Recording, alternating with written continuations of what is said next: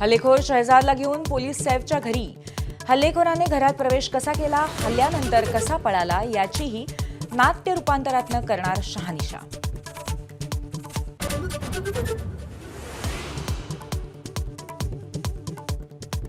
दहिसरमध्ये पुन्हा एकदा हिंदी मराठी भाषकांचा वाद. परप्रांतीय बाउन्सर्सचा मराठीत बोलण्यास नकार. मनसेच्या हस्तक्षेपानंतर मागितली मराठीत माफी.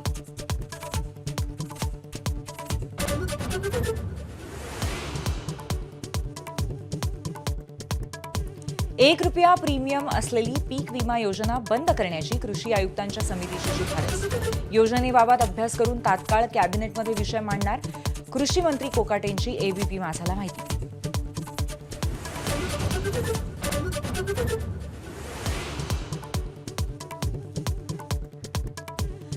$10 लाख टन साखरेच्या निर्यातीला केंद्र सरकारची मंजुरी.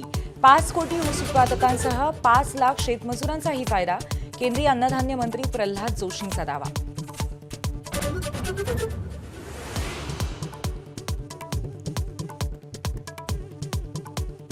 राज्यातल्या 36 जातवैधता समित्यांपैकी तब्बल 32 वैधता समित्या अध्यक्षांविना. 36 पैकी 22 समित्यांवरती डीवायएसपींची नियुक्तीही प्रलंबित. जात वैधतेकडे सरकारचं दुर्लक्ष होत असल्याचा आरोप.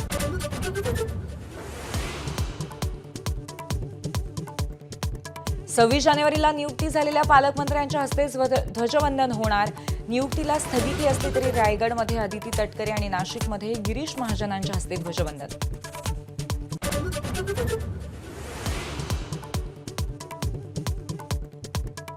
महाविकास आघाडीची आज संध्याकाळी मुंबईत बैठक.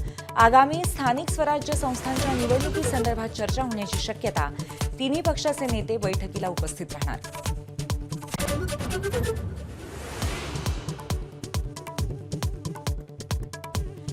पश्चिम रेल्वेच्या वैतरणा स्टेशनवरच्या ट्रॅकच्या तड्याला जॉईंट करून तात्पुरती दुरुस्ती. मुंबईला येणाऱ्या लांब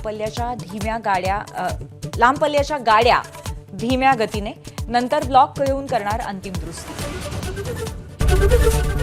एबीपी माझा, उघडा डोळे बघा नीट.